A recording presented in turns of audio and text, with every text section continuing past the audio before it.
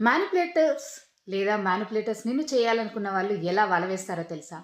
Manipulators వల వేయడం చాలా సైలెంట్‌గా జరుగుతుంది. అది ఒక్కసారే కాదు. చిన్న చిన్న స్టెప్స్‌గా. మొదట ట్రస్ట్‌తో వల వేస్తారు. అంటే మొదట వాళ్ళు నీకు చాలా దగ్గరగా వస్తారు. నీ ప్రాబ్లమ్స్ వింటారు. నిన్నే నేను అర్థం చేసుకుంటా అంటూ ఎమోషనల్ సేఫ్టీని నీ చుట్టూ క్రియేట్ చేస్తారు. అది మొదటి ట్రాప్. తర్వాత అవసరాన్ని క్రియేట్ చేస్తారు.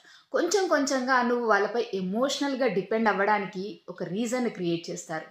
రిప్లై ఆలస్యంగా వస్తే నువ్వు భయపడ్డట్టు చేస్తారు. వాళ్ళు దూరమైతే నీకు చాలా ఇన్‌కన్వీనియన్స్‌గా అనిపించేటట్టు చేస్తారు. ఈ డిపెండెన్సీ వలలో పడితే అప్పుడు దెన్ వాళ్ళ కంట్రోల్ ఆట స్టార్ట్ అవుతుంది. తర్వాత గిల్ట్ తోటి ఆట మొదలుపెడతారు. నీ డెసిషన్స్ పైన ఒక డౌట్‌ని క్రియేట్ చేస్తారు. నీ ఎమోషన్స్‌ని చాలా చిన్నదిగా చేసి చూపిస్తారు. అంటే నువ్వు ఓవర్ థింక్ చేస్తున్నావు అన్నట్టు క్రియేట్ చేస్తారు. ఇదంతా నీ తప్పు అనేటువంటి ఒక గిల్ట్ ట్రిప్పింగ్‌లో ఆ విధంగా మొదలవుతూ ఉంటుంది వాళ్ళ ఆట. చివరిగా కంట్రోల్. సరదాగా మొదలైనటువంటి కన్వర్జేషన్ అనేది ఒకరోజు నీ డెసిషన్స్‌ని, నీ ఫ్రెండ్స్, నీ భావాలు అన్నింటినీ కంట్రోల్ చేసే స్థాయికి వస్తుంది.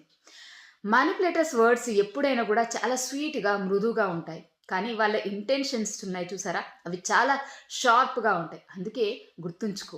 నచ్చినటువంటి ప్రేమ నిన్ను చిన్నవాడిగానో, చిన్నతనంగానో, చిన్నదానిగానో చేయడం కాదు. తప్పకుండా ఒక బలమైనటువంటి వ్యక్తిగా క్రియేట్ చేస్తుంది, తయారు చేస్తుంది. అదే నిజమైనటువంటి ప్రేమ. సో, మీరు ఏ ప్రేమలో ఉన్నారో, ఎటువంటి మానిప్యులేటర్స్ చేతిలో ఉన్నారా? లేదా సేఫ్ పర్సన్ చేతిలో ఉన్నారా అనేది మీరే గమనించాలి. నమస్తే.